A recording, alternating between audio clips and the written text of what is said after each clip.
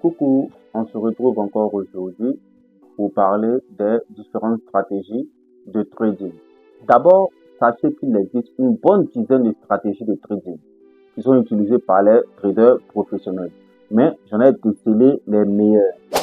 Sachez que le trading, c'est le fait d'acheter et vendre des actifs financiers, soit des devises, des actions ou des crypto-monnaies, dans le but de faire des profits grâce aux variations des prix.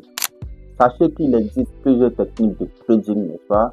Et chaque technique avec ses propres stratégies. Aujourd'hui, nous allons voir 4 stratégies, n'est-ce pas? Parmi les stratégies les plus utilisées par les traders professionnels.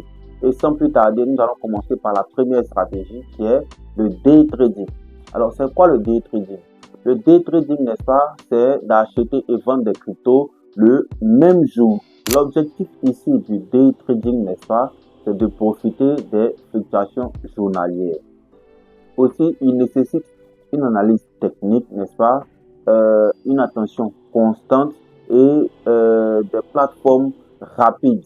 Il faut dire que le risque du day trading est élevé et il est potentiellement rentable pour les traders professionnels, pour quelqu'un qui est aguerri dans le trading.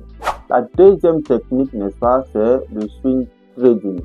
Ici, qui consiste, n'est-ce pas, à garder une position pendant des jours, voire des semaines, n'est-ce pas, dans l'esprit de profiter des fluctuations, des variations des prix. Il nécessite une analyse technique et fondamentale poussée. Aussi, le risque est modéré et il est aussi plus flexible, n'est-ce pas, que le day trading. La troisième technique que nous allons voir, c'est le scalping.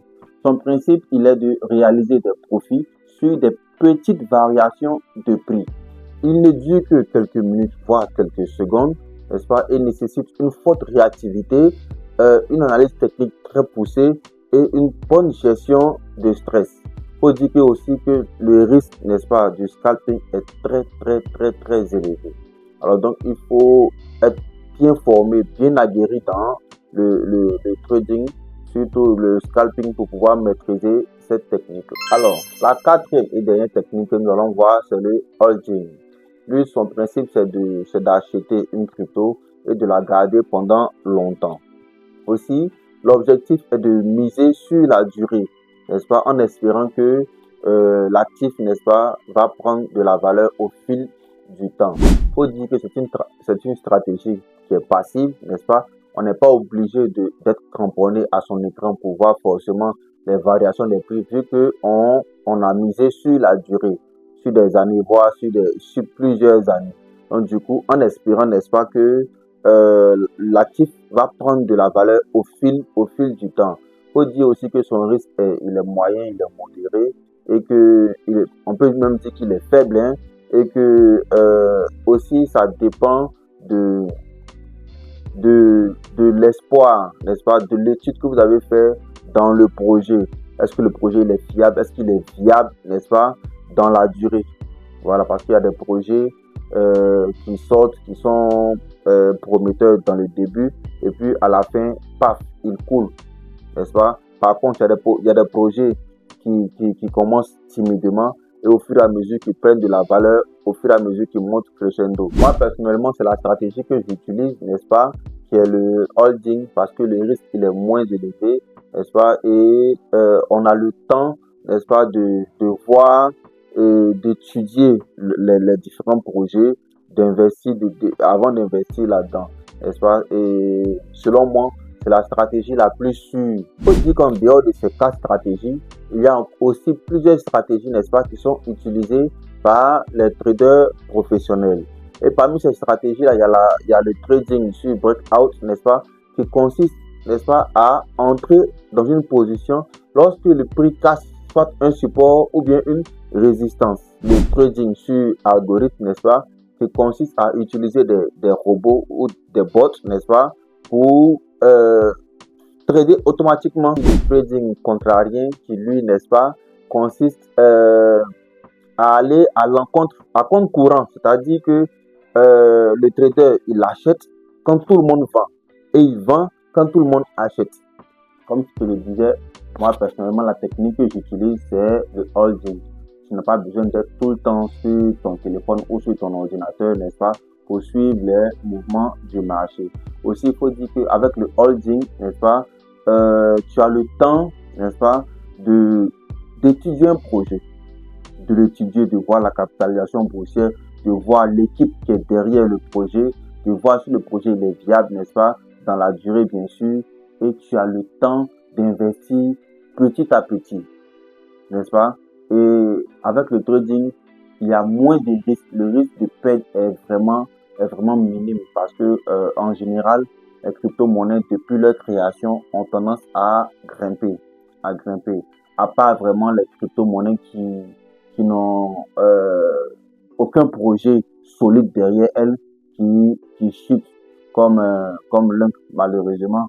Mais comme je le dis tous les jours, il y a plus de positifs que de négatifs dans le domaine de la crypto-monnaie. Bien sûr, le conseil que je te donnerai aujourd'hui, c'est de ne pas miser tout ton capital sur une seule crypto-monnaie. Il faut diversifier, n'est-ce pas, tes investissements.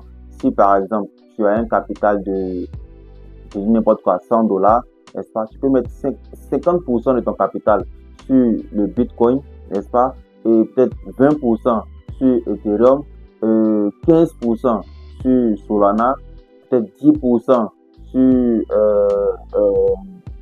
XRP, ainsi de suite. Ça dépend. C'est à toi de te faire ta propre analyse. Je ne te demande pas forcément d'investir sur les cryptos que je viens de citer.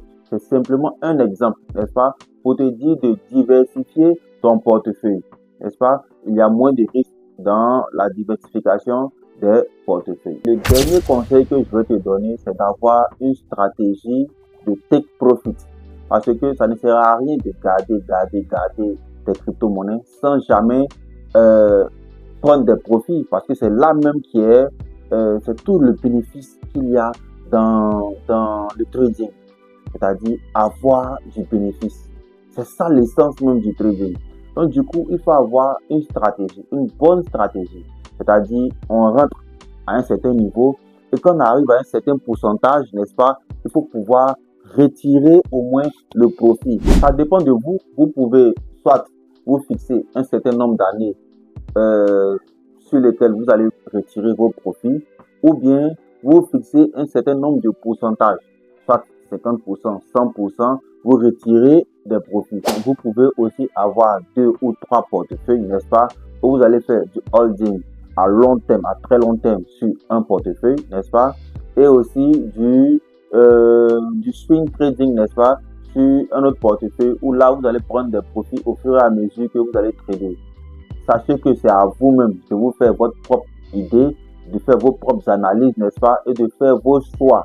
Parce que à la fin du compte, c'est votre argent que vous allez investir dans les différents projets. Donc, c'est à vous-même d'analyser vos différents projets, n'est-ce pas, et de voir le montant que vous êtes prêt à investir. Si tu es resté jusqu'ici, cela veut dire que tu as aimé ce contenu. Alors, n'hésite pas à liker, à partager et surtout à t'abonner à ma page parce qu'il y aura encore d'autres vidéos, n'est-ce pas, dans le domaine de la crypto-monnaie. C'était le GOAT de la crypto ivoire, toujours le CR7. Take care.